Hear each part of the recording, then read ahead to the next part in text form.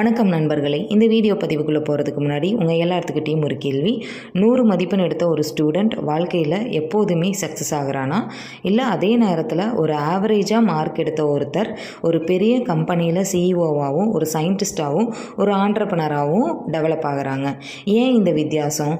ஏன்னா மார்க் அப்படிங்கிறது ஒரு எக்ஸாமை நீங்கள் சக்ஸஸ்ஃபுல்லாக எழுதுறதுக்கு மட்டும்தான் ஹெல்ப்ஃபுல்லாக இருக்கும். ஆனால் நாலேஜ் அப்படிங்கிறது நம்மளோட லைஃப்லேயே சக்ஸஸ் ஆகிறதுக்கு ஹெல்ப் பண்ணுது. நம்ம பேச போகிறது மதிப்பெண்களுக்காக அல்ல, அறிவுக்காக படியுங்கள் அப்படிங்கிற இந்த தலைப்பை பற்றி தான் நம்ம பேச போகிறோம். நம்ம சின்ன வயசுலேருந்தே ஒரு விஷயத்தை கேட்டுகிட்டே வளர்கிறோம். 100 மார்க் வாங்கணும், ஃபஸ்ட் ரேங்க் வாங்கணும், சென்டம் எடுக்கணும் அப்படின்னு சொல்லி நிறைய பேர் நம்மளை பார்த்து சொல்லுவாங்க. இதனால் நிறைய ஸ்டூடெண்ட் பார்த்திங்கன்னா இந்த கேள்விக்கு என்ன ஆன்சர் எழுதுனா எனக்கு மார்க் கிடைக்கும் அப்படின்னு மட்டும்தான் யோசிக்கிறாங்களோ தவிர, ஆனால் இந்த சப்ஜெக்டில் என்ன சொல்ல வராங்க அப்படிங்கிறத பற்றி யாருமே யோசிக்கிறது இல்லை. அதுதான் இங்கே பெரிய பிரச்சனையே. மார்க் அப்படிங்கிறது நீங்கள் ஒரு நாளில் எழுதின ஒரு எக்ஸாமோட ரிசல்ட் தான். நாலேஜ் அப்படிங்கிறது நீங்கள் வாழ்நாள் முழுதும் பயன்படுத்துகிற ஒரு திறன். எக்ஸாம் எழுதின ஒரு வாரத்தில் நம்ம எழுதின ஆன்சரில் பாதி கூட உங்களோட ஞாபகத்தில் இருக்காது. ஏன்னா நம்ம புரிஞ்சு படிக்கலை, மனப்பாடம் செஞ்சு படித்தோம்.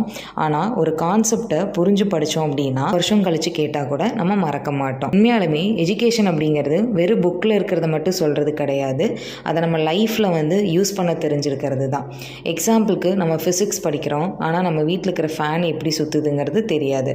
எக்கனாமிக்ஸ் படிக்கிறோம், ஆனால் நம்மளோட செலவை எப்படி நம்ம மேனேஜ் பண்ணுறதுங்கிறது தெரியாது. இங்கிலீஷ் படிக்கிறோம், ஆனால் நம்ம எப்படி கான்ஃபிடென்ஸாக பேசுகிறதுங்கிறது தெரியாது. இதுதான் நாலேஜ்க்கும் மார்க்குக்கும் இருக்கிற வித்தியாசம். நாலேஜ்க்காக படிக்கிறவங்க ஏன் அப்படின்னு கொஷின் கேட்பாங்க. புரிகிற வரைக்கும் அவங்க கற்றுக்கிட்டே இருப்பாங்க. புக்குக்கு வெளியவும் படிப்பாங்க, மற்றவங்களுக்கும் சொல்லி கொடுப்பாங்க. அவங்க கற்றுக்கிட்டதை அவங்களோட லைஃப்பில் அவங்க யூஸ் பண்ணுவாங்க. அவங்களோட இலக்கு அப்படிங்கிறது மார்க் இல்லை, அவங்களோட வளர்ச்சி தான் இலக்கு. இன்டர்வியூக்கு போனால் உங்ககிட்ட யாரும் 10th எவ்வளோ மார்க் எடுத்தீங்க அப்படின்னு மட்டும் கேட்க மாட்டாங்க.